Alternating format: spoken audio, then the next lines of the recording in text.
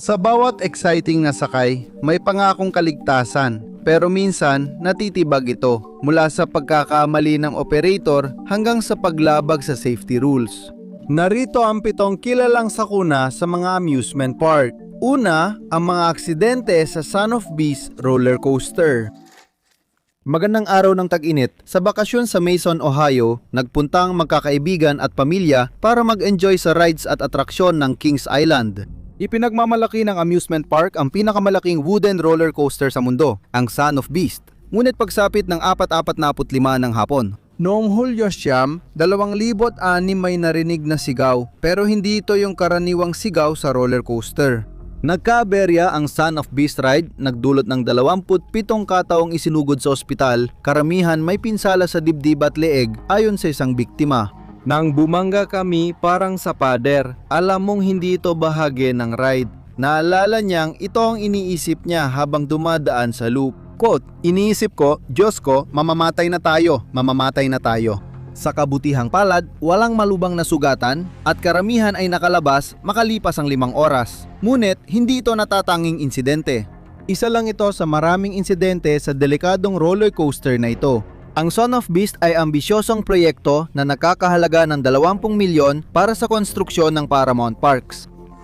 Si Werner Stengo, isang alamat sa industriya, ang nagdisenyo ng roller coaster. Siya ang kinikilala sa paglikha ng kauna-unahang modernong looping coaster revolution noong 1976 inanunsyo ng parke ang plano nilang itayo ang ride noong 1979. Kasama si Stengel sa unang disenyo. Ngunit ang Roller Coaster Corporation of America ang gumawa ng karamihan. Ang konstruksyon ay gumamit ng 2 tuldok 5 milyong board feet ng kahoy, 2,400 konkretong footers at 225,021 pulgadang steel bolts. Ang ride ay pinangalan sa pinakamalaking roller coaster sa mundo, The Beast, at inaasang magpapatuloy ng pamana nito. Ang Son of Beast ang unang wooden hypercoaster na higit 200 talampakan. Mayroon din itong 118 talampakang taas na vertical loop at tumatakbo ng 78 milya bawat oras. Ang laki at istruktura ng ride ay nakabasag ng 7 world record at kilala ito dahil sa nakakakilabot na bilis at maraming bagsak. Nagkaroon na agad ng mga problema ang Son of Beast simula pa lang. Habang ginagawa ito, isang bahagi ng mga kahoy na suporta na may sukat na 50 by 100 talampakan ang bumagsak dahil sa malalakas na bugso ng hangin. Kalaunan, inalis ng Paramount Parks ang Roller Coaster Corporation of America at sila na ang nagtapos ng proyekto, ngunit hindi rin gumanda ang sitwasyon. Binuksan ang ride noong Abril 28, 2000 pero agad ding isinara sa araw na yon para ayusin ang bahagi ng riles. Naantala ang pagbubukas kaya dagdag abala ang 1 buwang delay. Sa unang taon ng Son of Beast, nagkaproblema pa sa riles at sensor. Naging kilala ito sa matinding pag-uga at pag-alog, kaya nagsimulang malugi ang parke at naapektuhan ang reputasyon nila. Kinasuhan nila ang Roller Coaster Corporation of America para sa danyos, ngunit natalo sila sa kaso makalipas ang taon. Habang umaandar, biglang huminto ang Son of Beast. Kahit walang nasaktan, bumaba ang mga pasahero gamit ang hagdan at isinara ang ride ng 3 oras. Natuklasan ng mga inspektor ang magaspang na 15 talampakang bahagi ng riles. Noong 2012 pang insidente ang nangyari, isa ay nag-iwan ng pasahero na may bali sa gulugod at ang isa naman ay may bali sa leeg. Noong 2003 may na-ospital dahil nasaktan ng likod pero walang naiulat na depekto sa disenyo ang naging sanhi. Iniugnay ang pinsala sa dati nilang kondisyon, walang dagdag na impormasyon tungkol sa kanila. Gayunpaman, ibang nangyari nung Hulyo 9, 2006 hapon, isa sa mga tren na dumadaan ay nakabasag ng isang support beam. Nagkaroon ng aksidente sa Rose Bowl habang nasa biyahe. Bagamat ligtas na bumalik ang tren, naging abala ang bitak para sa sumunod na tren. Lumundo ang riles dahil sa kakulangan ng suporta at lalong lumala ito nang dumaan ng pangalawang bagon. Gayunpaman, hindi napigilan ng banggaan ng tren at nakabalik ang bagon sa loading station. Hindi nakayanan ng patayong kahoy ang bigat kaya nabiyak ito. Umalog bigla ang ride at maraming sakay ang napinsala. Sa kabutihang palad, walang namatay. Ang pagkakaiba ng insidenteng ito ay ang mga designer ng ride ang naging responsabal. Ayon sa isang inspektor ng estado para sa mga rides, ang mga kahoy na suporta ay, sa kanyang mga salita, nabiyak at talagang nagkahiwa-hiwalay sa ilang bahagi. May biglang pag-uga na pinaniniwala niyang sanhi ng mga nasaktan. Ayon sa Ohio Department of Agriculture na siyang may awtoridad din sa kaligtasan ng mga roller coaster, ang post ay nagdulot ng sa kanilang mga salita bahagyang paglubog sa riles na nagresulta sa tinatawag nilang pothole effect na siyang naging sanhi ng pagkasugat ng mga sumakay. Sabi ni Dennis Spiegel, consultant sa theme park, normal lang na may nababaling kahoy sa wooden roller coaster dahil sa matinding stress na dinaranas ng mga ito. Habang tumatanda, nangyayari talaga ang ganitong sitwasyon. Isa si Jennifer Wright sa 27 biktima at inireklamo niya sa korte ang Paramount Parks. Kasama sa ebidensya niya ang video interview kay Rick Schmisi ng Ohio Department of Agriculture na nag-imbestiga sa insidente. Nagbigay ang investigador ng matinding pahayag tungkol sa nangyari. Sinabi ni Schmisi na dapat alam na ng parke na maaaring mangyari ang ganitong aksidente mula pa nung ito ay nagsimula. Nagpatotoo siya sa paglilitis sa korte at sinabi, inaayos nila ito sa paraang parang band-aid lang at pagkatapos ay hihintayin na lang kung ano ang mangyayari. Hindi sila tumigil at sinabing, may problema tayo sa buong ride. Dagdag pa ng investigador, nagkaroon daw ng labis na paggalaw sa gilid kung saan palaging gumagalaw ang riles pakaliwat pakanan. Dahil dito, nagkaroon ng maluwag na koneksyon ng kahoy, sira ang butas ng tornilyo, napaling ang riles at hindi inaasahang pag-vibrate. Sabi niya, kapag naayos ang problema sa isang bahagi, napupunta lang ang issue sa ibang bahagi ng riles. Dinala ni Jonathan Yannick sa korte ang parke matapos siyang ma-injury sa balikat at maoperahan. Humiling ang kaso ng $500,000 bilang kabayaran sa pinsala at higit sa $350,000 bilang parusang danyos. May ibang kasong isinampa pero kadalasan nauwi sa kasunduan. Gusto ni na Jennifer Wright at Jonathan Yannick na ilitis ito para maging publiko at maiwasan ang pag-uulit ng insidente. Ayon sa biktima, kapag pumayag ang mga tao sa kasunduan kaysa sa korte, iniisip ng marami na pera lang ang habol ng nagrereklamo. Sabi ni Wright, kumpiyansa ang dalawa na may mali silang nagawa at hindi sila natakot sa mamahaling abogado ng multimilyong dolyar na kumpanya. Quote, ang tanging gusto ko lang ay lumabas ang katotohanan at wala nang masaktan pang muli. Patuloy pa rin akong lumalaban at handa akong magbigay ng tulong o ebidensya. Ramdam ko pa rin ang kanilang sakit. Sa huli, tinanggap ni Wright ang danyos basta't gawing publiko ang testimonya ni Schmitzi ayon sa kanya. Pakiramdam ko basura ako kung itatago ko ang impormasyong ito lalo na kung may masaktan ng matindi matapos ang 1 taon at ang insidente. Sabi ni Robert Niles, editor ng Theme Park Insider, karamihan ay naniniwalang pinakamainam na opsyon ang tuluyang pagsara ng ride. Ang nabaling suporta ng roller coaster ay gaya ng nabaling paa ng kabayong pangkarera. Maaari kang gumastos ng milyon-milyon para ayusin. Pero sa karamihan ng mga kaso, pinapatay na lang siya. Pero hindi yon ginawa ng park. Nagpatuloy ang ride matapos ang ilang pagbabago, lalo na ang pagtanggal ng vertical loop, na itinanggi ng Kings Island spokesperson na si Don Helbig na may kinalaman sa insidente. Quote, desisyon ng parke ang pagtanggal ng loop para magamit ang ibang tren. Mas magaan at komportable ang mga tren na yon kaysa sa orihinal. Ang desisyon na hindi itigil ang ride ay bumalik upang multuhin ang parke noong 2009 dahil sa panibagong aksidente ayon sa Dayton Daily News. Ayon kay Jill Tovella, nakaramdam siya ng hilo at matinding sakit ng ulo matapos sumakay sa roller coaster noong Mayo 31. At kalaunan ay na-diagnose siya na may quote na putol na ugat ng dugo sa kanyang ulo. Gayunpaman, sa investigasyon tungkol sa insidente, napatunayan na walang pagkakamali ang parke. Gayunpaman, nag-aatubili pa rin ang parke na muling buksan ang ride. Noong panahon na yon, sabi ni Greg Shade, General Manager ng Kings Island, 8 araw matapos akong maupo, nangyari ang aksidente. Pinagdaanan namin ito mula noon. Inayos na namin ang ride. Karamihan sa mga tao ay nagsasabing komportable sila sa ride, pero ako mismo ay hindi komportable sa ride. Pagkatapos nun, hindi na pinatakbo ang Son of Beast. Hindi inanunsyo ng parke ang pagre-retiro nito at unti-unti na lang itong nawala. Noong 2010 nawala na ang ride sa website ng parke. Pagkatapos, noong 2012, giniba ang ride at lahat ng mga taon ng paggawa at pag-aalaga dito na yon ay naging mga guho na lang sa lupa. Ang parke ay nagkaroon ng P10M na pagkalugi.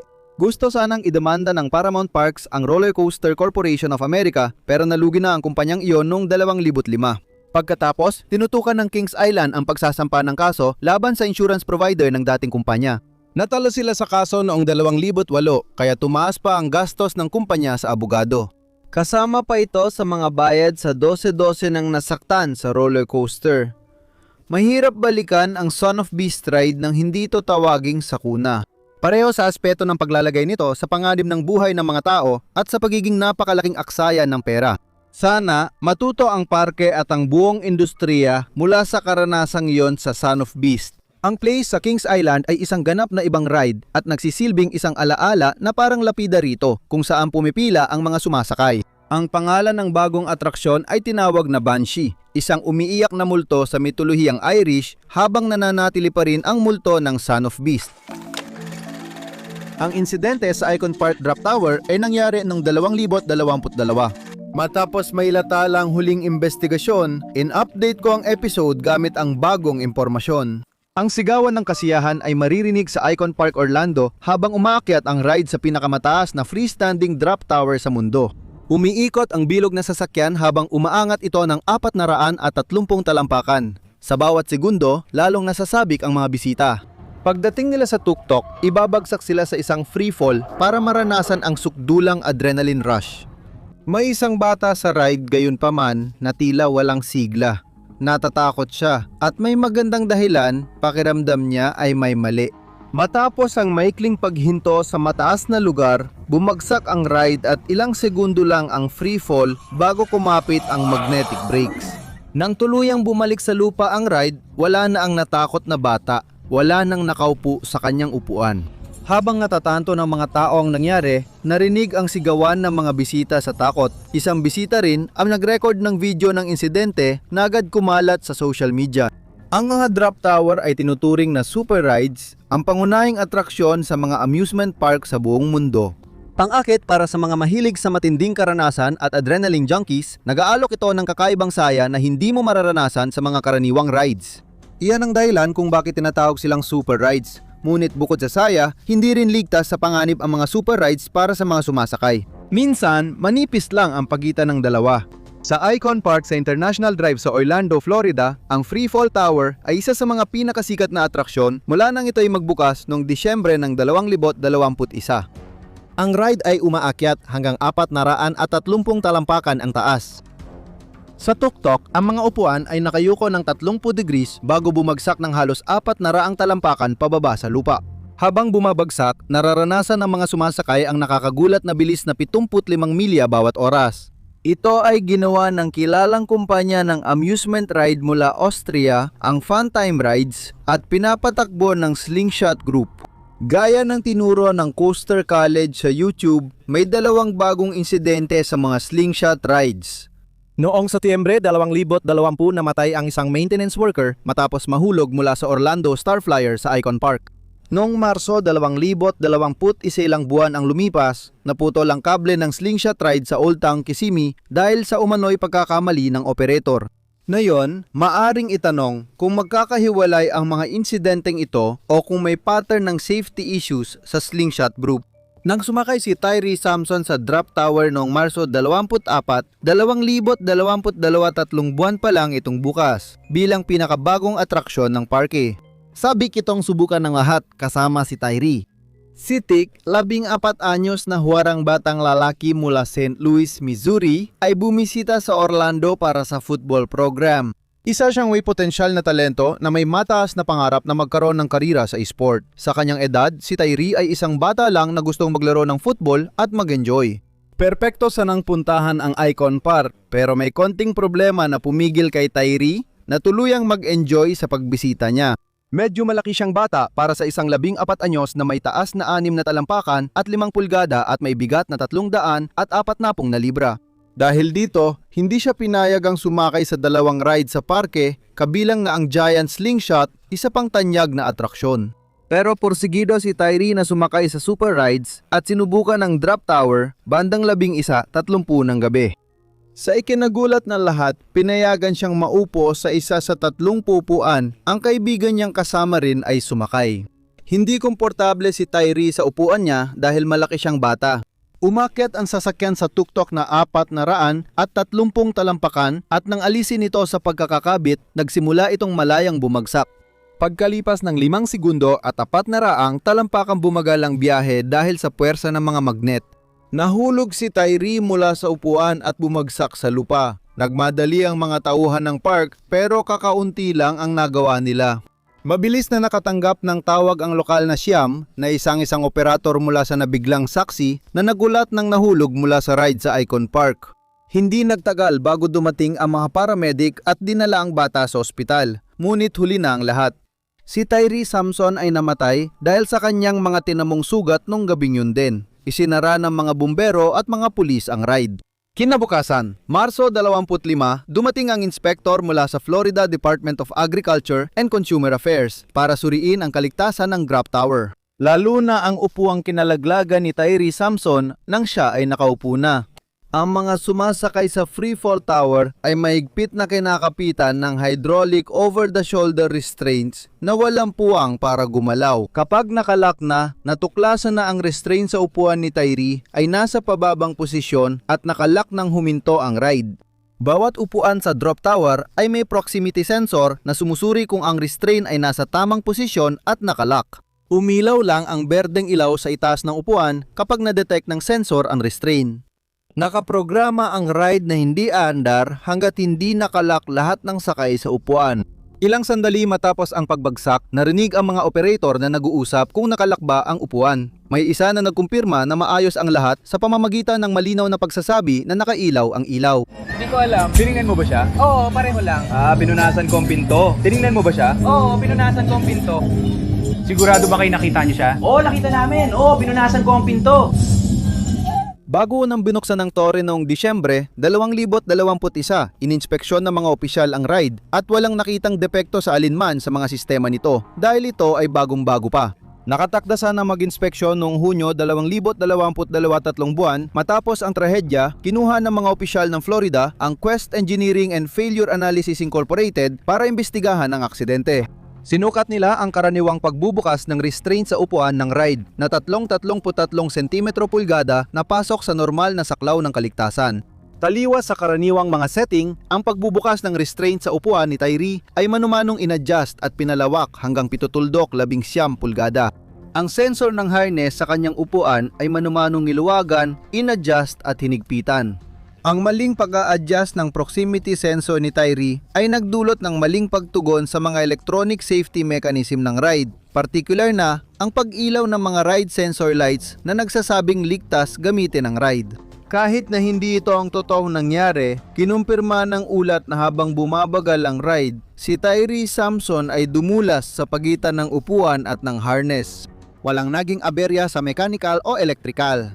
Pinaghihinala ang pagkakamali ng operator ang pangunahing sanhi ng aksidente, ngunit binanggit din ng mga investigador ang marami pang ibang posibleng dahilan. Binigyang diin ang operating manual ng ride at ang mga kinakailangan para sa mga sasakay. Nakalagay dito ang pinakamataas na limitasyon ng timbang na 286 pounds. Ang yumaong Tyree Samson gaya ng nabanggit ay isang malaking bata at tumitimbang ng 340 pounds mga 50 pounds na sobra sa limitasyon. Taas ang sinasabi ng drop tower manual na dapat sipiin ng mga operator. Maging maingat kapag tinitingnan kung kasya ang malalaking bisita sa mga upuan, tsaking kasya sila sa hugis ng upuan at maayos ang pagkakalapat ng bracket.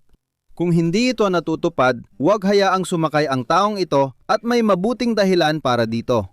Sa freefall ng ride, nakakaramdam ang bisita ng matinding G-force na pwedeng mag-angat mula upuan, kaya mahalaga ang maigpit na shoulder restraint.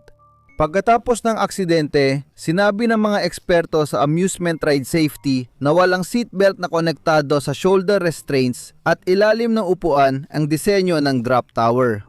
Ang ilang freefall ride sa malalaking amusement park tulad ng nasa Universal's Islands of Adventure na 3 milya hilaga ng Icon Park ay may seatbelt bukod pa sa over-the-shoulder harnesses.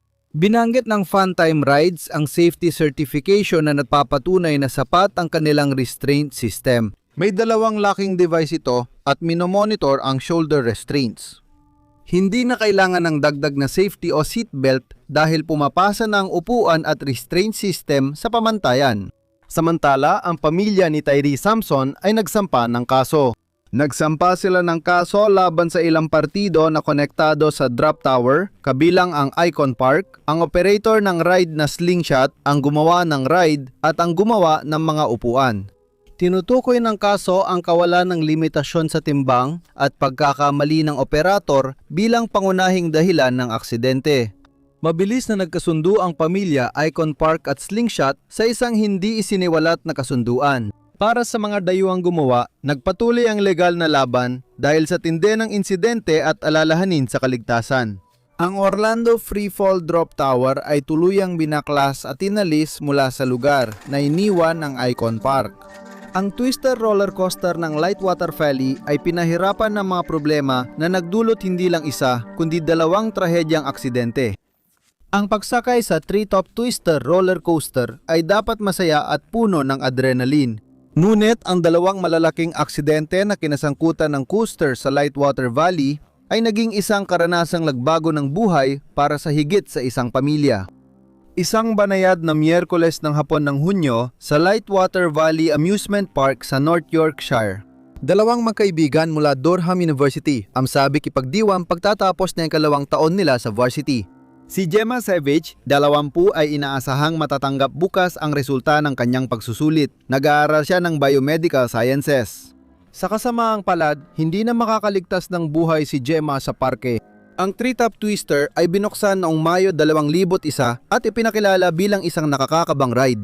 Ang 49 talampakang taas na atraksyon ay isang kombinasyon ng roller coaster at tinatawag na waltzer na mas kilala bilang spinning o wild mouse coaster. Ang bawat sasakyan ay may 4 na upuan at umiikot sa riles katulad ng isang carousel. Sa biyahe, umaabot sila sa bilis na hanggang 3 milya bawat oras. Sabi ng nobyo ni Gemma na si Joseph Sheeman sa inquest na hindi nag-aalala si Gemma sa biyahe. Hindi rin ito mukhang nakakatakot dahil 3 talampakan at 7 pulgada lang ang height restriction. Habang gumabiyahe, biglang huminto ang karwahe nila. Sabi ni Joseph, inutos ng staff na manatili silang nakaupo bago muling umandar ang sasakyan. Napansin ng dalawa ang isa pang sasakyan sa unahan nila at agad nilang nalaman na may mali. Nagsimulang bumilis ang kanilang sasakyan pababa sa U-shape na liko. Bumangga ito sa sasakyan sa unahan nila na nagtulak sa kanila paatras at bumangga naman sila sa sasakyan sa likuran nila. Sa pinakamabilis na takbo sa ibaba ng liko, nagtamo si Joseph ng whiplash na pinsala at pananakit ng likod sa ikalawang banggaan at panandaliang nawalan ng malay. Nang magkamalay siya, akala niya nawalan ng malay si Gemma dahil nakayuko ang ulo nito at may tunog na parang naghihilik. Hindi niya inakalang nakamamatay ang mga pinsala. Sa kasamaang palad, namatay si Gemma dahil sa pinsala sa leeg at ulo sa Leeds General Infirmary. 3 binatilyo ang nasangkot sa banggaan at ginamot sa Hariga District Hospital dahil sa pinsala sa tiyan, whiplash at nabaling braso. Matapos ang 3 taon, noong 2004, nakuha rin ng pamilya ni Gemma ang sagot mula sa investigasyon tungkol sa kanyang pagkamatay. Sa kasamaang palad, hindi ito ang mga kasagutang inaasahan nilang makuha. Inasahan ng pamilya na ang hatol ay unlawful killing dahil sa kriminal na kapabayaan. Ngunit ayon sa korte, ang ikinamatay ay death by misadventure. Sa batas ng Ingles, ang terminong ito ay tumutukoy sa pagkamatay dulot ng kusang tinanggap na panganib. Sa imbestigasyon, nalaman ng hurado na nagbanggaan habang ibinababa ni Inhinyero Eric Butters ang ilang sasakyan. Napinahinto bilang pag-iingat sa kaligtasan ng computer system ng coaster dahil ang mga coaster ay walang tradisyonal na onboard na preno, ang riles ay hinati sa mga bahagi na tinatawag na block sections na pinamamahalaan ng computer ng ride. Ang sistemang ito ay nagpapahintulot lamang na isang tren ang nasa isang seksyon sa bawat pagkakataon upang maiwasan na magkasalubong o magbanggaan ang mga tren o sasakyan. Gayunpaman, iniulat na hindi pinindot ng inhinyero ang emergency stop button na sana ay nagpatigil sa computer. Ibig sabihin nito, sabay na sinubukan ng software at ng inhinyero na kontrolin ang biyahe na nagdulot ng banggaan. Sa disenyo, gayunpaman, hindi dapat gumana ang manual override kung hindi pinindot ang emergency button. Ayon sa mga ulat, naging posible ang override dahil mali ang pagkakakabit ng mga kable base sa testimonya sa investigasyon. Ngunit sa mga pagsusuri ni na reversan, installers at isang independenteng inspection body, hindi nila natuklasan ang wiring defect na nag-override sa emergency system.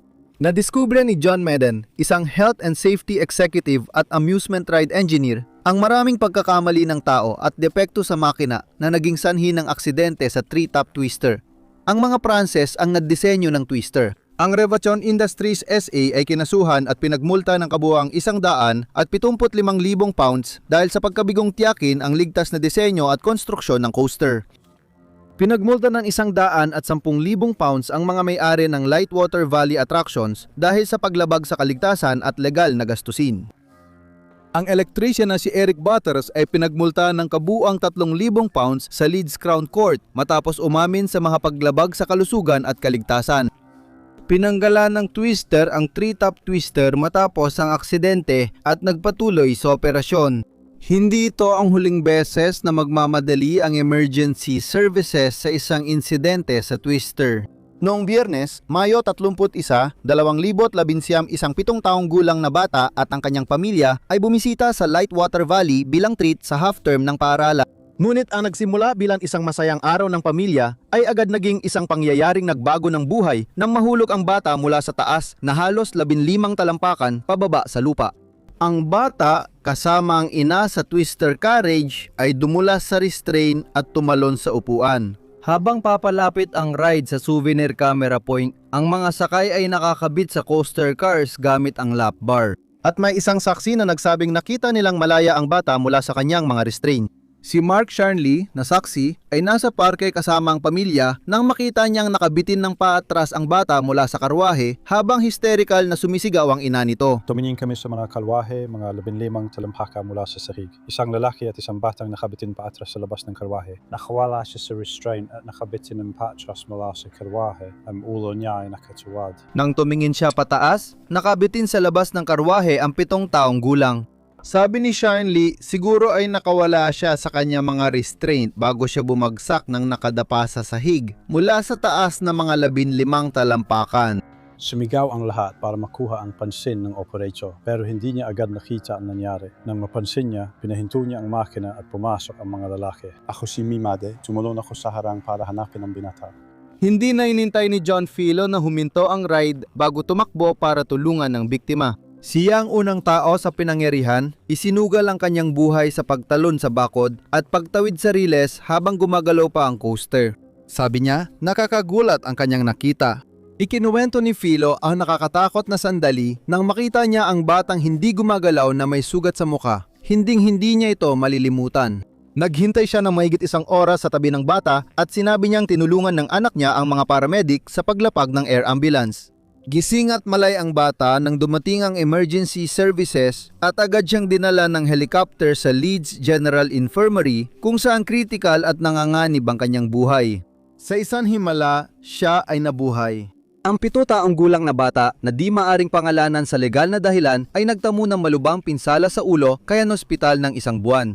Sabi ng kanyang ina sa Orte noong Disyembre, 2020 ang batang dinala niya sa Lightwater Valley ay hindi na siya ang batang nagising pagkatapos ng operasyon. Sinabi niyang patuloy pa rin siyang nagluluksa para sa kanyang anak. Ayon sa ulat, matagal nang nagrereklamo ang mga party-goers tungkol sa twister matapos ang aksidente, binanggit nilang maraming mechanical na problema ang nakaapekto sa kanilang kasiyahan sa coaster. May post sa social media na nagsabing 3 beses huminto ang twister sa gitna ng biyahe sa iba't ibang pagkakataon. Isang user ang nagsabing nagkaproblema ang twister sa safety bar, kaya tumagal ang paghihintay at isinara rin ang ride para sa maintenance. Ayon sa isa pang mahilig sa parke, hindi raw naging kampante ang anak niyang babae habang sakay ng twister dahil sira ang restraint sa upuan at nadudulas siya habang umaandar ang ride. Nalaman ng mga investigador sa ikalawang trahedya ng mga sirang seatbelt at paglabag sa regulasyon sa taas ang sanhi ng aksidente ng bata. Sa korte, lumabas na walang seatbelt ang bata habang sakay ng twister kaya nahulog siya sa pagitan ng upuan at restraining bar. Sabi ng kanyang ina na kasama niya sa sasakyan, hindi sila inabisuhan ng operator na magsuot ng restraint at hindi rin mahigpit ang pagkakasecure ng safety bar sa bata. Kwento niya, sumigaw siya nang makita niyang dumulas ang anak niya sa ilalim ng bar at lumipad palabas na sasakyan mula sa ride na 3 metro ang taas. Nalaman sa pagdinig na hindi lahat ng ride operator ay alam ang seatbelt at height limit para sa kaligtasan ng batang pasahero. Ayon sa mga patakaran ng twister, lahat ng batang may taas na mula 1-2 metro hanggang 1.5 metro ay kailangang magsuot ng seatbelt. Pero matapos mapanood ang closed-circuit television ng operasyon at mga panayam sa mga sakay, natuklasan ng isang health and safety executive na hindi talaga ito nasusunod. Dagdag pang investigasyon ang nakatuklas na ilang seatbelt sa ride ay hindi gumagana at kahit na may suot na seatbelt, may malalaking puwang pa rin na nakikita na nangangahulugang hindi ligtas ang mga mas maliliit na pasahero. Napagpasyahan ng mga investigador na ang aksidente ay maiwasan at ilang bata ang nalagay sa panganib dahil sa paglabag ng Lightwater Valley Theme Park sa mga regulasyon ng kaligtasan. Pinagmulta ang kumpanya ng kabuuang 349,527 pounds, kabilang na ang mga dastusin sa legal. Ang original na nagdisenyo ng coaster, Reversion, ay nag-liquidate at nag-bankrupt noong 2008 kaya isinara ang kanilang planta. Ang karibal nito, Zamperla, ay patuloy na gumagawa at nagdi-distribute ng twister coaster matapos makuha ang lisensya para sa disenyo nito sa isang maikling kasunduan kay Reversion noong 2003. Ang pagbabago lang sa disenyo ni Zamperla ay ang restraint ay nakakabit na sa sahig ng karwahe, samantalang kay Reversion ay hinahatak mula sa itaas. Hindi na tumagal ang twister sa natitirang bahagi ng 2019 season at ito ay binaklas at kalaunan ay naibenta kay Emerson Edwards, isang palaboy na showman.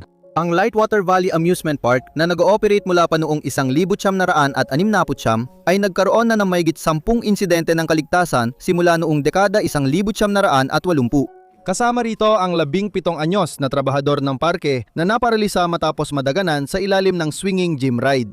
Noong 1971 ang Ultimate, pinakamahabang roller coaster sa Europa, ay nagkaroon ng banggaan na nagdulot ng pinsala sa 5 tao. At noong 2012, ang binti ng isang 5 taong gulang ay naipit sa pagitan ng gilid ng plataporma at ng karwahe ng Lady Bird roller coaster.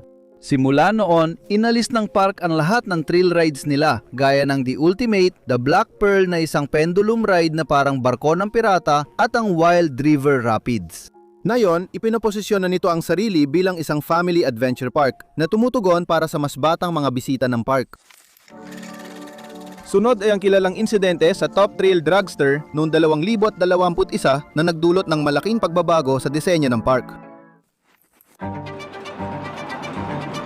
Isipin mong mula sa pagkakatigil ay bigla kang aabot sa 120 milya bawat oras sa loob lamang ng 3.9 na segundo. Iyan ang pangakong tinupad ng Top Thrill Dragster roller coaster simula pa nung una nitong sikat na biyahe noong 2003. Hindi na gumalaw ang 420 talampakang ride sa Cedar Point mula noon dahil sa aksidenteng nagdulot ng matinding pinsala sa utak ng isang babae. Kaya sa video na ito, susuriin ko ang mga insidenteng nagpatigil sa original na Top Thrill Dragster. Isang mainit na linggo sa Ohio noong Agosto 15, 2021. Ang 44 anyos na si Rachel Hoss ay naglakbay mula Swartz Creek, Michigan para maranasan ang nakakabighaning ride na tumatagal lamang ng 17 segundo. Hindi niya alam na ang simpleng pagpila sa ride na ito ay magbabago ng kanyang buhay magpakailanman.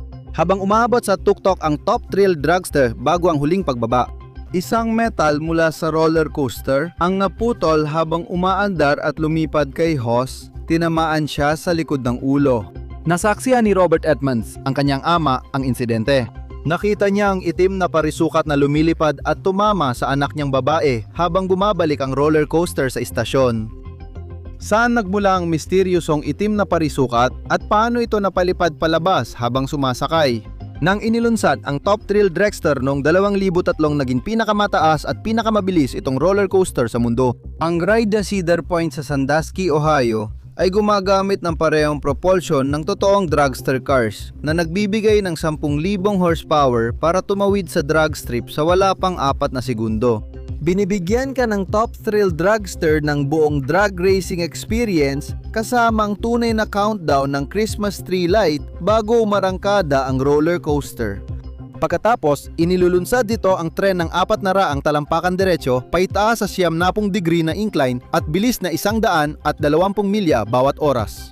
Pagkatapos ay umaakit ang ride sa tuktok bago ito bumulusok pababa na may 270 degree na corkscrew twist habang bumababa. Walang opisyal na bilang ng pumila noon sa Top Thrill Dragster, ngunit ayon sa attendance records, kayang magsakay ng ride ng higit 700 pasahero kada oras. Ayon sa isa pang nakasaksi, ang bagay na tumama sa babae ay lumipad na parang metal na disc sa ere.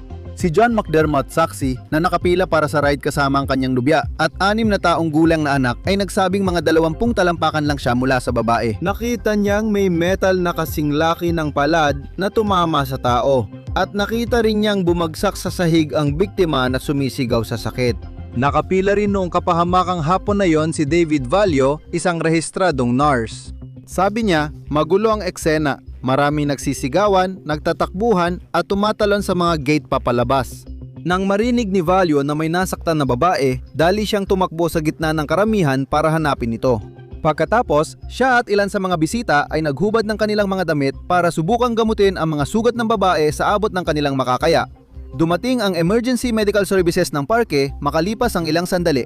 Makikita sa body cam ng emergency medical services ang mga taong nakapalibot sa kinaroroonan ni Hoss sa sahid. Nakunan din ito ang isang off-duty deputy sheriff na nagkwento ng kanyang nakita sa gitna ng traumatic na pangyayari. Lahat kami ay nakakita! Lahat kami ay nakakita! Lumipad ka na lang papunta sa isa sa 2 club at Papunta sa Iron Dragon. sa tuktok ng isa sa mga yon at mabilis na bumaba. Dinala si Hawes sa malapit na ospital dahil sa hindi pa matukoy na pinsala sa ulo. Ayon sa pahayag ng kanyang pamilya, ilang araw matapos ang insidente, siya ay nasa intensive care unit at critical dahil sa pinsala sa utak. Ano nga ba ang hindi pa natutukoy na metal na bagay na naging sanhi ng nakakatakot na karanasang ito? Matapos ang insidente, nagtumo ang mga investigador ng Ohio Department of Agriculture na nag-iinspeksyon ng amusement rides sa estado sa Cedar Point. Nagsagawa sila ng inspeksyon matapos ang aksidente, sinuri ang libu-libong maintenance reports, ulat ng saksi, natuklasan sa laboratorio at ininterview ang mahigit 10 kawani ng Cedar Point. Nalaman na ang metal na tumama sa likod ng ulo ni Hoss ay isang L-shaped bracket mula sa likod ng roller coaster car. Ayon sa mga investigador, ang bracket na kasing laki ng palad ng adultong lalaki ay nakakabit sa likod ng kotse at para lumutang sa riles. Ang bracket o proximity flag plate ay epektibong nakikipag-ugnayan sa operating system ng roller coaster. Sinasabi rito na dumaan na ang tren sa isang partikular na bahagi ng riles. Gayunpaman, habang bumababa ang ride ng 420 talampakan, natanggal ang bracket at kalahati ng mga turnilyong nagsisiguro dito, tumama ito sa ulo ng biktima. Ayon sa hepe ng amusement rides, si David Miran, ang top thrill dragster ay huling ininspeksyon 3 buwan bago ang insidente, noong Mayo 14 at walang natuklasang malalaking problema. Dahil dito, pumasa ang atraksyon sa inspeksyon ng estado para sa mga rides noong Mayo 15, 2021 at idineklarang sumusunod sa mga pamantayan. Dahil sa batas ni Tyler na ipinatupad noong 2017 matapos mamatay si Tyler Jarrell nang mahulog sa isang ride sa Ohio State Fair. Ang lahat ng roller coaster ay dapat suriin 2 beses bawat taon nang hindi bababa sa 2 inspektor. Nakatakda ang pangalawang inspeksyon ng Top Thrill Dragster sa Setyembre habang araw-araw sinusuri ng parke ang roller coaster. Pagkatapos na aksidente, ang $25 milyong na ride ay isinara para sa natitirang bahagi ng 2021 season upang bigyang daan ang mas malalim na investigasyon. Ayon sa ulat 6 na buwan matapos ang insidente, nakita ng Ohio Department of Agriculture na walang sapat na ebidensya laban sa Cedar Fair Entertainment Company sa anumang paglabag.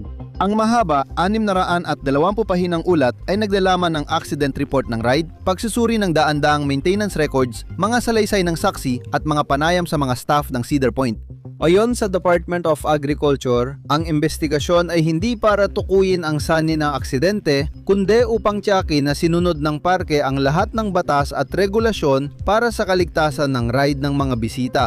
Dahil dito, walang nakita ang kapabayaan at sinabi na ang ride at flag plate ay nainspeksyon nung gabing bago ang aksidente at walang natagpuang sira. Ayon sa buong ulat, ang mga bolt na buo pa nung umaga ng ika-15 ay nabigo dahil sa biglaang labis na pagkabasag. Isa ay biglang nabasag sa pagitan ng ulo at katawan ng bolt sa pagitan ng naunang maintenance checks at ng insidente. Isinagawa rin ang panayam sa mga maintenance staff na responsable sa riles at roller coaster. Naitala rin ang 2 insidente bago ang aksidente kung saan pinalitan ng staff ang nawawalang bolt sa Top Thrill Dragster. May maintenance record ilang araw bago ang insidente na nagsasabing may manggagawang nagigpit ng 16 brake bolts at nagkumpuni ng preno noong Agosto 13. Ayon sa manager ng ride maintenance, tinatanggal at ibinabalik ang proximity flag plates sa likod ng bawat roller coaster train tuwing off-season. Noong COVID pandemic, nabawasan ang overhaul matapos kumonsulta kay Intamin ang gumawa ng ride. Ayon sa mga investigador, isinasaalang-alang nila ito nang matuklasang walang nilabag ang park. Ayon sa ulat, tinupad ng Cedar Point ang kasunduang bawasan ng overhaul at natapos ang maintenance program ng roller coaster ayon sa rekomendasyon ng gumawa. Natuklasan nito na, batay sa mga tala ng maintenance, aktibong nagsasagawa ng inspeksyon at kinakailangang pagkukumpuni ang mga staff at gumagawa ng preventive maintenance sa roller coaster. Nagpatupad ng stop operation order ang estado matapos ang inspeksyon sa ride noong Agosto 16, isang araw matapos ang insidente. Noong 2021, naitala nito ang serye ng depekto gaya ng maluwag na tornilyo, nakapirming brake fins at brake framework. Bukod dito, nadiskubre na maraming tornilyo ay maling klase o grado at may ilang mechanical na issue kaugnay sa mga tren ng kotse. Natuklasan din ito ang hinihinalang sira sa brake assembly ng ride at ang insidente noong 2021 ay hindi ang una. Madalas na isinasara ang ride para sa maintenance na may kaugnayan sa komplikadong hydraulic launch system. Bawat isa sa mga mechanical o electrical na bahagi na yan ay maaring pumalya. Sa buhay, darating talaga ang panahon na masisira ang mga ito. Napakaraming bahagi sa sistemang ito, kaya kailangan naming bantayan at alagaan ang mga ito palagi. Noong Hulyo 14, 2,044 na tao ang tinamaan ng lumilipad na mga debris habang sakay ng ride. Natuklasan sa mga ulat na ang launch cable na kahawig ng makapal na metal na lubid ay napunit habang inilulunsad, dahilan upang maputol ang ilang piraso ng metal na tumama sa mga sakay. Hindi naman malubha ang kanilang mga sugat, karamihan ay galos at hiwa lang na agad ginamot sa park. Sa isa pang insidente noong Agosto 7, 2016, 4 na sakay din ang tinamaan ng lumilipad na debris habang nasa coaster matapos matanggal ang launch cable mula sa ride. 2 ang ginamot dahil sa mga minor na sugat at isinara ang top thrill kinabukasan para sa investigasyon. Matapos ang insidente noong 2021, nanatiling hindi pinapatakbo ang ride matapos ang 19 na season ng operasyon, kung saan 18 milyong sakay ang nakaranas ng kauna-unahang Stratocoaster top thrill sa mundo. Ang dragster, gaya ng alam mo, ay ireretiro na sa Agosto 2023, kinumpirma ng Cedar Point. Inanunsyo ang spekulasyon ukol sa planong baguhin ng coaster, pati ang pagpapalit ng launch system nito gamit ang linear synchronous motors. Ang binagong roller coaster ay nakatakda na ngayong maging isang triple launch na karanasan na ilulunsad sa 2024 sa ilalim ng bagong pangalan na Top Thrill. 2. Di pa tiyak ang kalagayan ni Rachel Hoss o kung gumaling siya sa mga pinsala niya. Ang huling pahayag na inilabas ng pamilya ay ilang araw matapos ang insidente noong 2021 nang dalhin ng biktima sa St. Vincent's Hospital sa Toledo. Ayon sa pamilya, nalungkot sila sa aksidente sa Cedar Point at nagpasalamat sa mga nagdasal at nagpakita ng pag-aalala.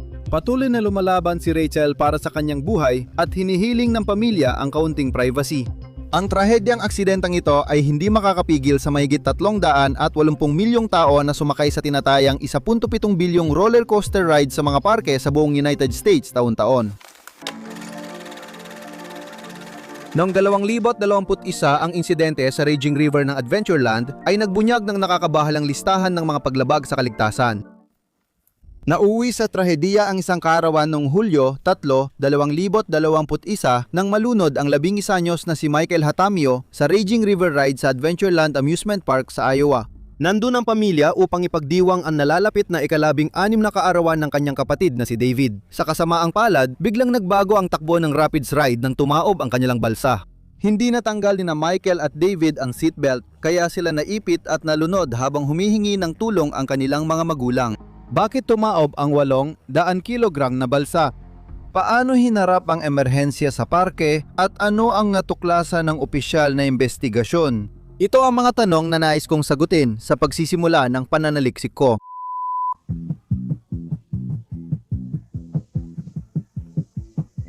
Kaunti na lang ang natitirang weekend. Huwag kang tumigil. Itinuturing na mainam para magpalamig kasama ang pamilya, ang Raging River Ride ang pangunahing atraksyon ng Adventureland Resort mula 1,983. Anim ang kasya sa bawat balsa ng ride na ito na dumadaan sa pekeng agos ng ilog. Ang Raging Rivers, gawa ng Intimate Amusement Rides mula Liechtenstein, ay kilala sa thrill rides at roller coasters sa mga amusement park sa buong mundo. Paano nga ba nauwi sa trahediya ang isang sikat na ride? Nagsimula ang sunod-sunod na pangyayari noong Hulyo 2, 2021 isang araw bago ang nakamamatay na aksidente nang pumasa sa inspeksyon na isinagawa ng Iowa State Inspector si Bruno J. Buriola. Sinuri niya ang bagong control system ng ride at tiningnan ang mga bangka. Nakapasa ito sa lahat ng inspeksyon sa nakaraang 5 taon. Noong Abril, sinuri ng inspeksyon ang istasyon at trap nang wala ang mga bangka at tubig at 1 buwan bago nito ay pisikal na ininspeksyon ang mga bangka. Ayon kay Boriola, gumana ng maayos ang ride nung araw bago ang insidente. Hulyo 3, 2021, alas 3 ng hapon. 4.5 oras bago ang aksidente, inalis ng maintenance staff ang ilang balsa sa ride dahil sa deflated na bladder, kabilang ang bangka bilang 2 na sinakyan ng pamilya Hatamio. Ilang oras ang lumipas, bawat isa sa 8 bladder ng bangka ay minomonitor at regular na inaalis para lagyan muli ng hangin o palitan kung ito ay lumambot. Alas 5:45 ng hapon. Maliban sa isa, lahat ng inayos na balsa ay ibinalik sa biyahe. Muling ginamit ang bangka bilang 2 kahit kinuwestiyon ng kalidad ng mga ito. Noong mga panahong iyon, mukhang maayos naman ang lahat. Makalipas ang kaunti, sumakay si Amber Estrada, 31 taong gulang kasama ang kanyang pamilya. Naranasan nila ang mga problema sa balsa habang nasa biyahe, dahilan para makaramdam ng hindi ligtas ang inang may 3 anak. Sinabi niya sa mga reporter na madalas maipit ang bangka sa paa niya at may naririnig siyang gumigiling na tunog. Nagdesisyon ang pamilyang Estrada na yumuko sa upuan para hindi tumaob ang balsa. Hindi na iniulat ni Amber ang insidente sa parke dahil nabahala ang kanyang anak na may autism at kailangan na nilang umalis bago mag-7:30 ng gabi. Sumakay sina David Sr., asawang si Sabrina, pamangkin nilang dalaga at 3 anak na lalaki, edad 11, 14, 15. Sa bangka bilang 2 at naglayag sa rumaragasang tubig. Habang bumibiyahe, napansin ng pamilya na dahan-dahang napupuno ng tubig ang kanilang balsa. Pagkatapos, bumangga ito sa mga batong nilagay sa daan para itulak ang balsa. Nang bigla itong tumaob, naipit kami sa upuan at seatbelt. Kita ko anino ng mga anak ko na sinusubukang maghawakan at abutin kami. Gusto nila ng tulong namin pero di namin magawa. Diyos ko, hindi ko makikita siyang lumaki. Naipit si David Sr. sa pagitan ng tumaob na balsa at mga bato. Nabali ang balikat niya habang desperadong tinatangkang makatakas at iligtas ang mga anak. Pagkatapos, dagdag pa sa kaguluhan, ang bangka sa likod ng mga Jatamio ay bumaba sa ilog at bumangga sa kanilang tumaob na balsa. Nakalusot ito hanggang dulo ng biyahe. Tumalon sa tubig ang mga pasahero nang dumaan ang susunod na bangka para tumulong. Sinamahan agad sila ng mga manggagawa ng paputok na nakarinig ng sigawan at nagmadaling tumulong. Alas 7:30 ng gabi. May natanggap na tawag sa Siyam na Raan, 11 ang Altoona Dispatch Center na nasa labas lang ng Des Moines, Iowa. Nahihirapan ang dispatcher maintindihan ng emergency dahil sa mga sigaw. Hello, nandito kami sa Adventureland Park. May nangyaring aksidente sa Yellow Ride dito. Ang tumawag ay si Emmanuel Rico, isang 16 anyos na binatilyo mula Nevada na nasa ikalawang bangka sa unahan sa Raging River Ride. Habang nasa balsa, sinabi niya sa operator na sumisigaw ng tulong si David Sr. habang pinapanood ang nakakatakot na pangyayari. Ayon sa tumawag sa Siyam, naraan 11 ang natatarantang ama ay puno na ng pasa. Wala ring mga staff na nagbabantay sa mga balsa sa tabi ng ilog. Ang mga nag-aalalang nakasaksi ay nagpaalam sa mga naka-day off na pulis ng Altoona at mga medic ng bumbero ng parke noon. Dali-dali silang tumakbo sa kabilang bahagi ng parke para tumulong, habang mukhang clueless pa rin ang mga empleyado sa nangyayari. Samantala, nagawang matukoy ng Siyam na isang dispatch center ang kinaroroonan ni Rico habang nasa gitna ng nagmamadaling tawag at agad silang nagpadala ng tulong. Alas 7:45 ng gabi, dumating ang mga bumbero, pulis at ambulansya sa lugar. Sinunod nila ang nakatakdang protocol at dumiretso sa emergency entrance. Mga gate sa parke na ginawa para mabilis ang pasok tuwing krisis, ngunit nakakadena ang mga ito, kaya nadismaya sila. Lumipat ang emergency officials sa gate 2 pinakamalapit sa water ride, ngunit hinarahan ito ng paghahanda para sa July 4 fireworks show. Kaya ang ambulansya ay nakarating lang hanggang 100 metro mula sa lugar na nagdagdag ng minuto sa response time nila.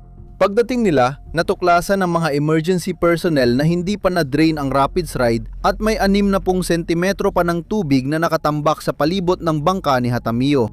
Tinatayan ng pamilya na naipit ang kanilang mga anak sa ilalim ng tubig sa nakataob na balsa ng halos 10 minuto at hindi natanggal ang seatbelt para makatakas. Ang bunso nilang si Michael ay namatay kinabukasan dahil sa aksidente. Ang gitna nilang anak na si August ay nagtamo lamang ng bahagyang mga galos at pasa.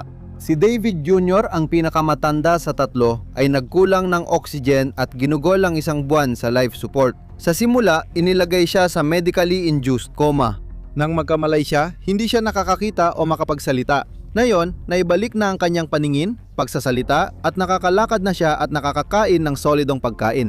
Habang naging headline ang balita tungkol sa aksidente, nanatiling pangunahing tanong, bakit tumaob ang balsa? Agad na ipinag-utos ng estado na ipasara ang ride kinabukasan. Isang buong inspeksyon ang ginawa sa araw, naghahanap ng sagot.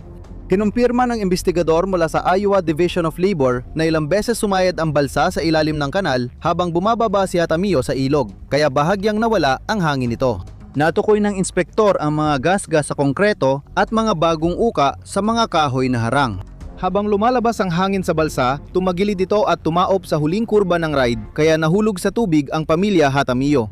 Ang bangka ng pamilya Hatamio ay naiwan na may deflated na bladder at may butas sa palabas na rubber tube. Ang bawat bangka ay 800 kilo at may mabigat na metal na plato sa ilalim para sa katatagan.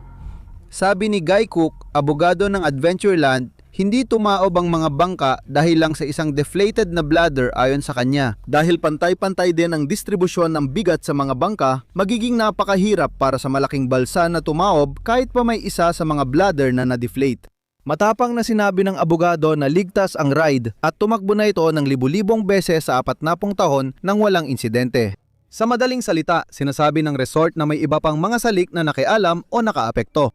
Hindi lang tumaob ang balsa, kahit hindi naman dapat, hindi rin tuluyang na-drain ang tubig sa bahaging iyon, kaya natrap ang pamilya sa 60 sentimetro ng tubig. Kung maayos namang gumagana ang ride noong mga nakaraang inspeksyon, bakit hindi na-drain ang tubig? Kinumpirma ng investigasyon na pinindot nga ng operator ng ride ang emergency stop button nang madiskubre nila ang aksidente. Dapat ay mabilis na na-drain ang tubig sa course papunta sa 4 tuldok 5 milyong litrong reservoir ng ride. Ang ride ay isang mahabang pababang course sa paligid ng reservoir na nagtatapos sa outlet papuntang retainer. Kaya kapag pinatigil ang mga pump, gravity na ang magda-drain ng ride para maging ligtas ang maintenance o rescue operations. May teoryang nagsasabing posibleng napuno ng sobra ang reservoir dahil sa ulan nang mangyari ang aksidente. Dahil dito, naiipon ang tubig sa ride at nalulubog sa baha ang bahagi ng course. Sa aerial photo ng ride noong 2,000 kitang ang dulo ay nasa ilalim ng tubig. Habang naka-off ang mga pump, makikita mo ang dilaw na bangka na na-stranded sa parehong lugar kung saan tumaob at naipit ang balsa ni Hatamio. Isang Facebook post ang nagpakita ng raging river sa sobrang napunong kondisyon 1 linggo bago ang aksidente. Isinagawa ang inspeksyon bago magsimula ang 2021 season. Habang ang ride kasama ang reservoir ay lubos na pinatuyo, sinabi ng inspektor na hindi nasubukan ang emergency stop at ang sistema ng pag-drain ng tubig. Noong panahong yon, halos imposible nang makita ang panganib na mas stranded ang mga raft sa kurso kung hindi mo makikita ang ride na puno ng tubig. Sa kaibahan sa mga pahayag ng Adventureland, nagkaroon na ng maraming insidente na kinasasangkutan ng mga sumasakay sa buong mundo mula 1,900 at 84 isang aksidente ang naitala na may 8 nasawi. Alam na ng mga operator ng amusement park ang mga panganib sa Rapids Ride, kaya naglabas ang International Association of Amusement Parks and Attractions ng mga rekomendasyon para sa ligtas na operasyon. Halimbawa, kailangan ng surveillance at public address system sa mga parke na sumasaklaw sa buong ride. Dapat may sinanay na staff sa lugar na kulang sa Adventureland. Kailangan ding may kumpletong water rescue at evacuation procedures na handa. Sa mga sitwasyon gaya ng kay Jaramillo, dapat itakda at suriin ang oras, tulad ng ginagawa ng mga negosyo sa fire drills. Isa pang kulang ng parke ayon sa asosasyon ay ang access point at daanan papunta sa trough system. At ang mga emergency stop na may layunin sa epekto sa tubig ay dapat masubukan. Kung ito ay nasunod, malaki ang posibilidad na buhay pa sana si Michael Jaramillo. Pagkatapos ng aksidente, nadiskubre ng State Inspector ang 17 safety violations kaugnay sa ride. Ang mga weir o dam ay pinalitan ng maling mga piyesa at hindi sapat na pagkukumpune. Kasama dito ang paggamit ng kulang na presyon ng hangin sa balsa imbes na profesional na pagkukumpune. Ang mga tagas ay minadaling tinapalan gamit ang Flex Seal, isang produkto mula sa television infomercial, ang sobrang tibay na waterproof tape.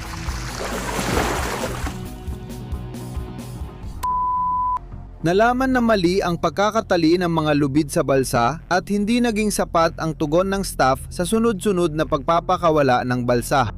Matapos ang pagkukumpuni, hindi na subukan ng parke ang ride na walang sakay.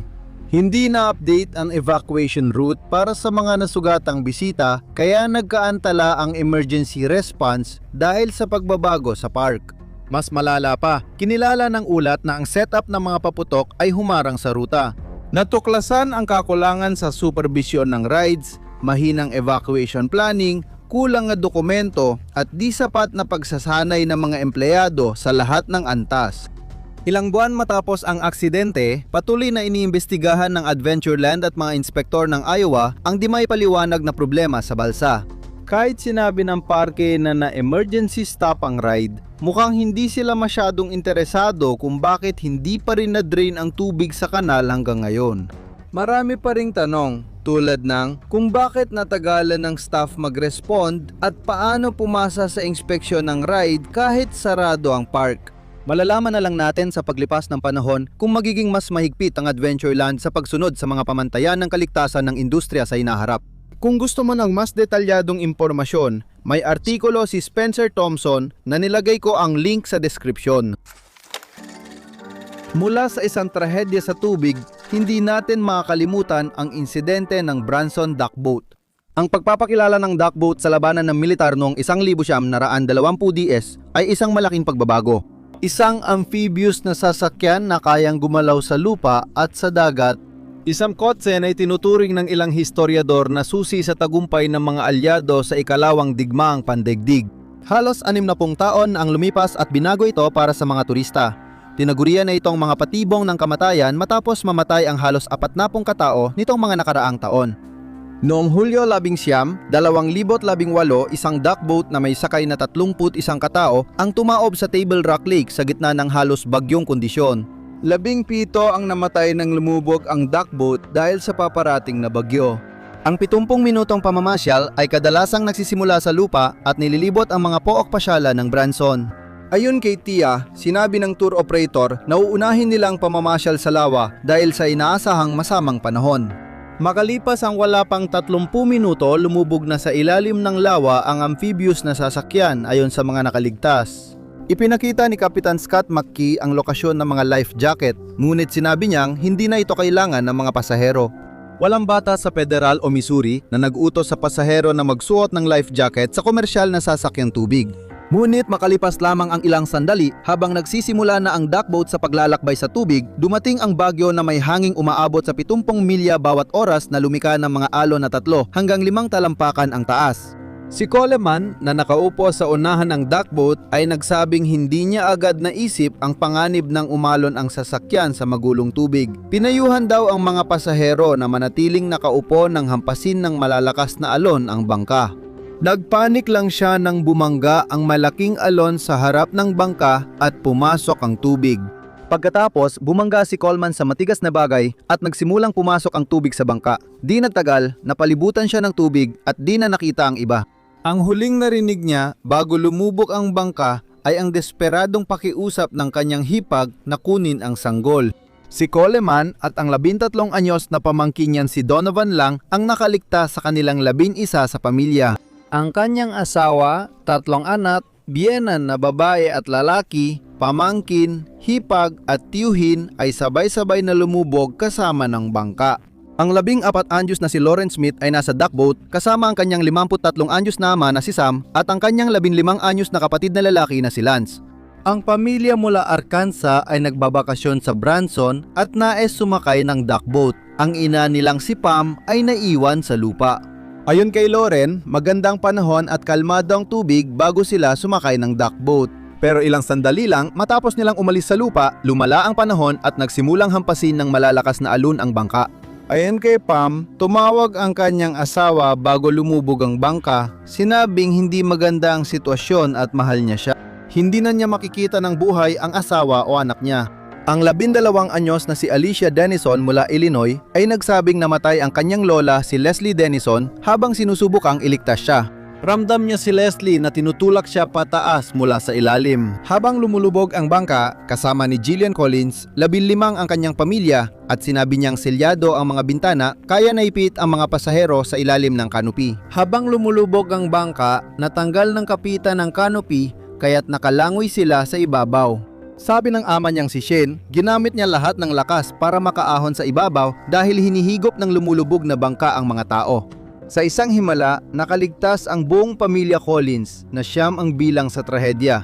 Si Braden Malaski, isang saksi, ay nasa showboat Branson Belle nang makita niyang duck boat. Kinunan niya ito ng video at naitala ang huling sandali bago lumubog ang bangka. Sa kanyang video, makikita kung paano tinatamaan ng malalakas na alon ng bangka at ilang pulgada na lang ang pagitan ng tubig sa mga bintana. Nagtapos ang kuha ilang segundo bago tumaob ang bangka ayon sa ulat. Sabi ng mga saksi, nagbagsakan palabas ang mga pasahero habang lumulubog ang barko.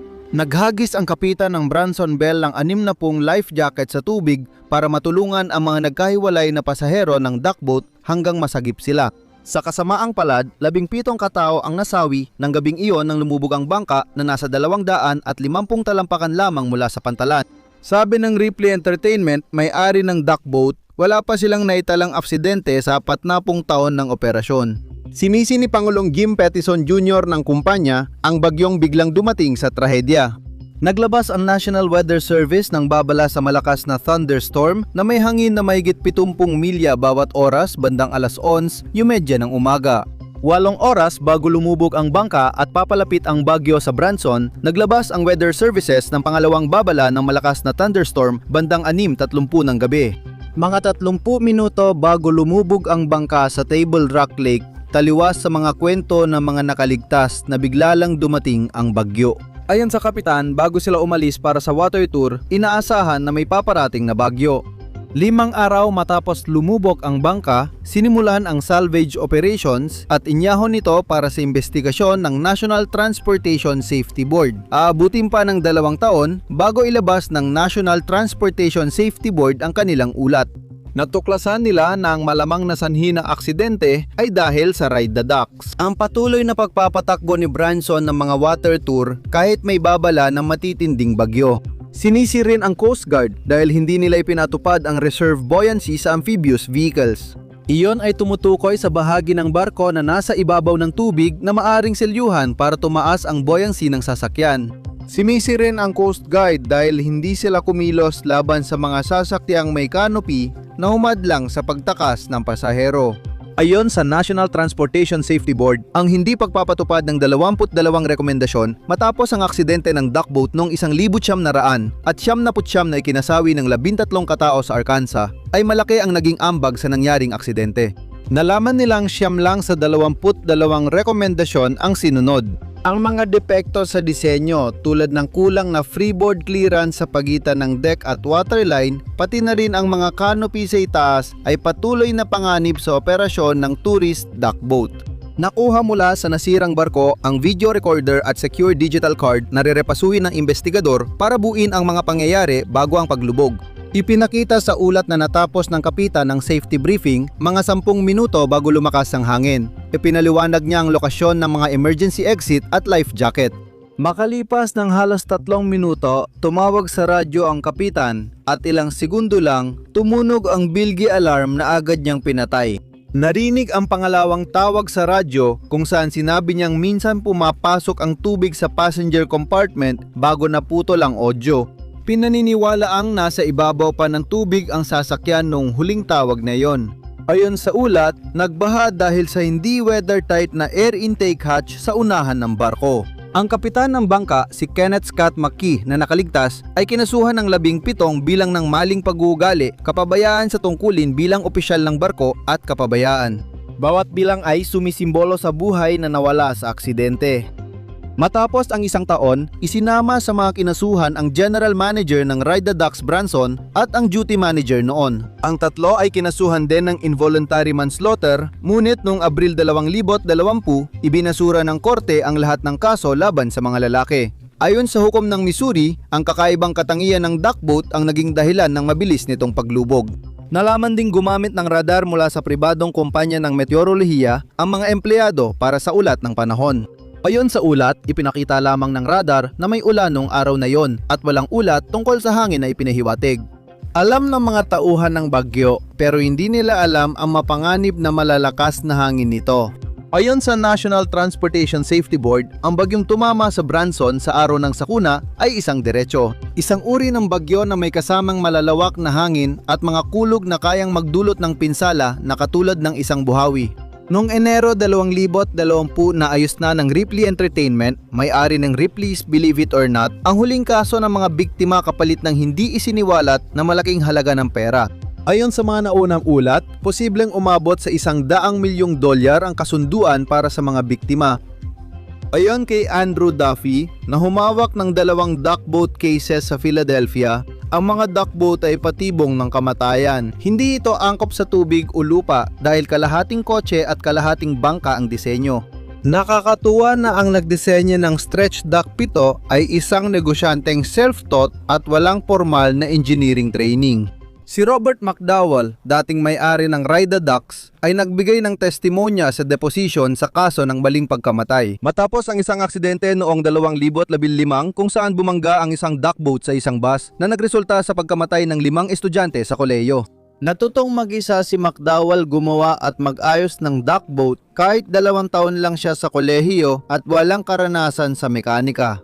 Itinigil ang mga duckboat tour sa Branson matapos ang insidente noong 2018, ngunit ipinagpatuloy muli noong 2022. Hindi nagamit ng mga bagong tour operator ang lumang duckboat at pinalitan na ng Hydroterra. Mas ligtas ang bagong amphibious tour bus dahil sa foam-filled na katawan na pumipigil sa paglubog. May canopy pa rin ang Terra pero wala ng side curtains gaya ng dati nitong modelo. Ayon kay Branson Duck Tours, ang bagong disenyo lang ang aprobado ng Coast Guard at napatunayang hindi lumulubog. Nakakalungkot, ngunit ang bagong disenyo ng duckboat ay kaunti lang ang may bibigay na kapanatagan sa mga pamilya ng 17 kataong nasawi sa Table Rock Lake noong 2018. Nang umalingaw ang mga sigaw sa Luna Park, ito ay dahil sa maling dahilan. Ang sanhi ng sakuna ng coaster fire na ito ay maaring ikagulat mo. Isang gabing masaya para sa mga pamilya at kabataan sa Luna Park, Sydney ay nauwi sa trahedyang sunog. Nang 7 tao ang nasawi sa isang matinding sunog, agad na sumunod ang nakakagulat na mga paratang ng katiwalian ng pulis, panununog at organisadong krimen. Ngayon, mahigit 40 taon na ang lumipas, umaasa ang mga autoridad ng $1 milyong na gantimpala ay makakatulong sa mga pamilya na makahanap ng kasagutan sa nakakakilabot na misteryo kung ano talaga ang nangyari noong gabing yon noong 1970. Ang Luna Park ng Sydney na may kakaibang arkitektura ay bukas mula pa noong 1935. Libu-libong pamilya ang nagbuo ng alaala habang buhay sa atraksyong may temang Art Deco na may malalaking bunganga bilang gate. Noong Hunyo 1970, nagbago ang pananaw matapos masawi ang isang ama, 2 anak niyang lalaki at 4 nilang kaibigang mag-aaral sa elementarya. Isa sa mga tampok ng parke ay ang pinakasikat na sakayan, ang Ghost Train. Ang 2 1.5 minutong biyahe ay gumapang sa maze ng madidilim na lagusan na may mga pekeng multo at halimaw sa bawat liko. 2 tao ang kasya sa bawat sasakyan na hugis maliit na tren, dinadala ang mga sakay sa 600 talampakang electric truck. Puno ito ng mga nakakatakot na eksena, matutulis na liko at pekeng apoy bandang 10:00 ng gabi noong 9 ng Hunyo. Gayunpaman, may ilang sakay ang nakapansin ng totoong apoy na nagmumula sa pekeng eksena ng apoy mga 3 kapat ng biyahe. Akala nila adventure lang kaya di na nila inireport. 5 matalik na magkaibigan mula Waverly ang sabik sumakay sa ghost train. Unang gabi nila lumabas na mag-isa, walang bantay mula pamilya at talagang nag-enjoy ang mga binatilyo. Di nila alam na isa lang sa kanila ang makakalabas ng parke ng buhay. Sabi ng nakaligtas na si Jason Holman, sumakay ang 4 niyang kaibigan sa 2 kariton sa unahan niya. Umupo siyang mag-isa sa susunod na kariton at sinabi na bukod sa sabik, medyo kinakabahan din ang mga binatilyo sa pagsakay. Mahigit 30 pa ang nasa kanilang mga kariton, handa sa nakakatakot na karanasan. Pinanood ni Holman ang pagpasok ng mga kariton ng kaibigan niya sa pintuang may markang pintuan ng impyerno. Habang papalapit ang kanyang kariton sa pasukan, bigla siyang hinila palabas ng isang tagabantay ng parke. Sa una, hindi nakita ni Holman ang palatandaan ng sunog. Nalito siya nang bigla siyang hinila ng tagabantay mula sa umaandar na kariton. Ilang sandali lang, nakita niya ang usok mula sa pasukan, kasunod ang sigawan dahil walang sprinkler para mapabagal ito. Mabilis kumalat ang apoy. Di nagtagal, natrap na ang mga sakay sa dilim habang nilalamon ng usok at apoy ang tren ng multo. Nagmadaling lumabas ang mga pasahero mula sa ride, habang ang iba ay sinisipang mga pader, desperadong makalabas sa naglalagablab na maze. Habang pinapanood ni Holman ang mga eksena ng gulo at apoy, nakita niyang lumalabas ang mga pasaherong balot ng uling mula sa ride. Paulit-ulit na naglaro sa kanyang isipan ang sumunod na nangyari. Mula nang makita niyang lumalabas ang mga umaapoy na walang lamang karwahe sa mechanical na riles, hindi na niya nakita ang 4 niyang kaibigan. Katabi ni Holman ang isang babaeng labisang dalamhati na may hawak na natutunaw na ice cream cone. Kalaunan ay nalaman ng babae ay si Jenny Godson. Naglakbay ang kanyang asawa at 2 anak mula Warren para sa isang pampamilyang bakasyon. Unang beses ng kanilang mga anak, edad 2 at 4, na makapunta sa baybayin at talagang nag-e-enjoy sa amusement park. Pagtapos ng gabi, may 4 pang tiket ang pamilya at nagpasya ang mga bata gamitin ito sa ghost train habang papunta sa sakayan. Biglang nagkaroon si Godson ng pagnanasa sa ice cream kahit hindi niya ito madalas kainin. Sinabi niya sa pamilya na mauna at hintayin siya sa entrance ng ride habang bibili siya ng ice cream. Hindi niya alam na yun na pala ang huli niyang makita ang pamilya ng buhay. Galing ako sa probinsya. Pumunta ako rito para makasama ang pamilya ko ngayong gabi. Parang gumuho ang buong mundo ko. Pagbalik niya sa ghost train, napansin niyang may usok mula sa ride at nawawala ang kanyang mga anak at asawa. Ikinuwento ng mga nakaligtas na pinalibutan ng 13 talampakang apoy ang kanilang sasakyan pagdating sa labasan. Biglang nagliyab ang lugar, natalibutan ng makapal na apoy at usok ang mga tao sa loob at labas. Halos magulo na ako at di pa rin makapaniwala na nangyari ito malapit sa lupa ko. Naglakasan ng loob ang staff ng Luna Park na pumasok sa apoy at usok para iligtas ang mga tao mula sa maze. Akala ng staff nung una ay ligtas lahat ng sakay, pero ipinakita ng walang lamang bagon mula sa lagusan ng tren ang kabaligtaran. Agad na rumesponde ang mga emergency services sa lugar ng insidente. Ngunit dahil sa kakulangan ng supply ng tubig sa parke, napilitan silang kumuha ng tubig direkta mula sa pantalan na siyang napabagal sa kanilang pag-apula ng apoy. Nang tuluyang naapula ang apoy, bandang alas 11:30 ng gabi, natuklasan ng mga tagapagligtas ang nakakatakot na tanawin. Natagpuan ang mga labi ng pamilya ni Godson na magkakayakap sa isang madilim na lagusan. Nakita ang bangkay ng 4 na magkaibigang taga Waverly sa ibang bahagi ng pasyalan. Sila ay 13 taong gulang lang. Pagkalipas ng ilang oras, tinapos ni Detective Inspector Doug Knight ang lahat ng tsorya ng panununob. Kampante kami ngayon na ang sunog ay dulot ng depektong kuryente sa gusali. Inutusan ni Inspector Knight ang demolisyon at paglilinis ng ghost train at binantayan niya ang pagsira ng mga natitirang guho. Wala pang kalahating araw matapos mapula ang sunog, ito ay giniba gamit ang bulldozer at inalis ang mga guho. Ang mabilis na paglilinis ng lugar ay labag sa tamang proseso ng pulisya na dapat sana ay naglagay ng harang matapos alisin ang mga bangkay para mapanatiling ligtas ang ebidensya. 2 araw matapos ang trahedya, bumisita ang ina ng biktima sa pinangyarihan ng pagkamatay ng anak para mag-alay ng bulaklak. Ayon sa kanya, walang crime scene tape o kahit mga pulis sa lugar. Naisip niyang kakaiba na ang natira na lang sa ghost train ay ang sahig. Kahit ganon, nanindigan pa rin ang pulisya na electrical fault ang sanhi ng sunog. 3 taon nagsara ang Luna Park matapos ang sunog at muling nagbukas sa ilalim ng bagong pamunuan noong 1982. Para sa marami, gayunpaman, ang ideya na electrical fault ang sanhi ng sunog ay hindi talaga kapani-paniwala. Pero bakit ba sila kumbinsidong ito ay sinadya? Noong 1977, 2 taon bago ang insidente, binala ng fire brigade ang mga autoridad ng Luna Park sa panganib ng kahoy na lagusan ng ghost train.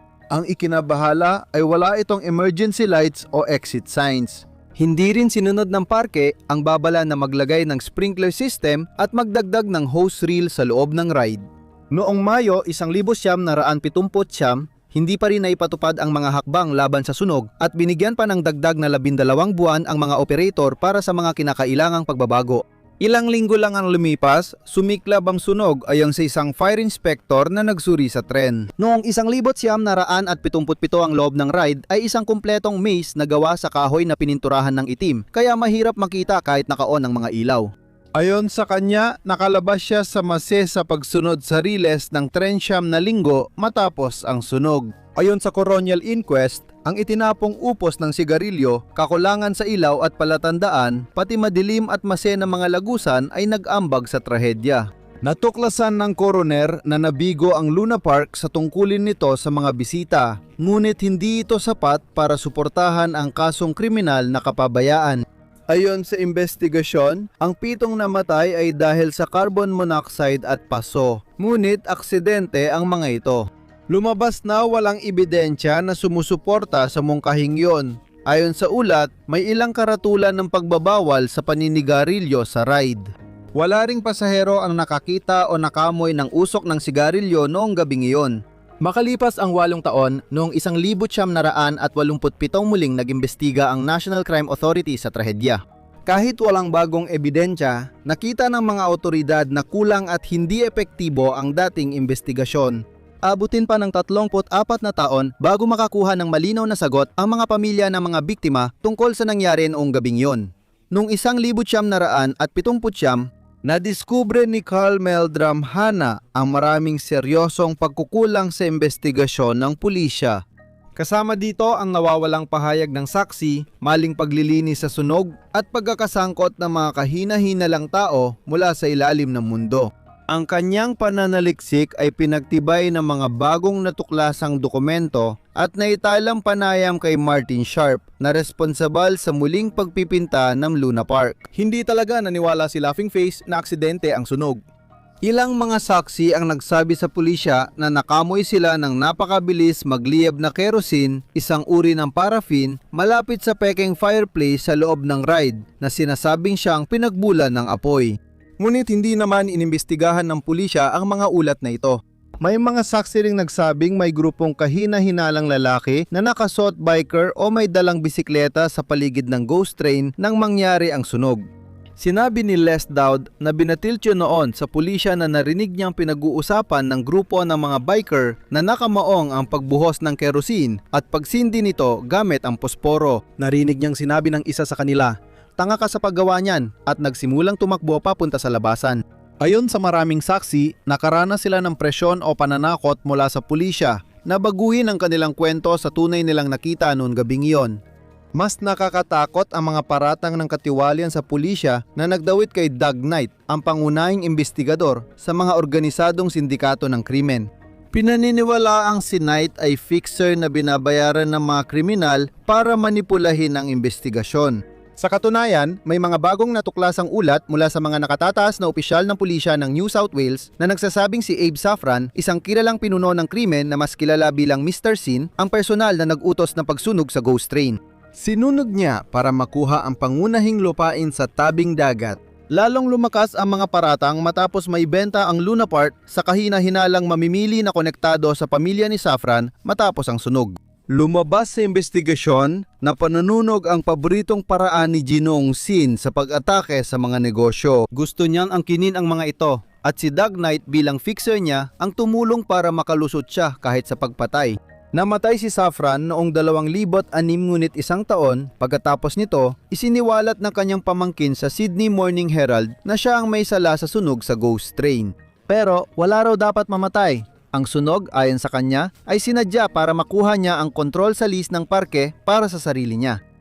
Kinabukasan ng panayam, hiniling ng pamangkin na huwag ilathala ang kwento. Kalaunan ay itinanggi niya ang mga revelasyong iniugnay sa kanya kahit na naitala ang panayam noong Abril 2021. Hiniling ng State Coroner sa pulisan ng New South Wales na muling suriin ang lahat ng ebidensya tungkol sa sanhi at pinagmulan ng sunog at mga kalagayan ng mga nasawi. Pagkatapos, noong Hulyo 2021, inahayag ng Ministro ng Pulisya na muling bubuksan ang imbestigasyon at binigyan ang mga tao ng 1 milyong dahilan para lumantad at magbigay ng bagong impormasyon. Masaya ako na nag-alok ang gobyerno ng Dalyar 1 milyong gantimpala, lalo na dahil mataas ang interes ng publiko sa investigasyon. Ang paglipas ng panahon ay nagpadagdag ng kaunting hirap para makakuha kami ng ebidensya. Nananawagan ako sa publiko. Kung may alam kayo, kahit sa tingin nyo na ipasa nyo na, pakiusap bumalik sa pulisya ng New South Wales at ibigay ang anumang impormasyong may kaugnayan sa insidenteng ito. Malugod na tinanggap ng mga pamilya ng biktima ang muling imbestigasyon. Umaasa nga mga bagong lead ay tutulong sa kanilang matagal nang hinahanap na katahimikan. Pero matapos ang 4 na dekada, nakakadismaya isipin ang mga ebidensya at pahayag ng saksi na nawala dahil sa katiwalian sa pinakamataas na antas. At kung paano nabigo ang sistemang dapat nagpoprotekta sa 7 biktima. Ngayon, tumatakbo pa rin ang inayos na ghost train sa Luna Park.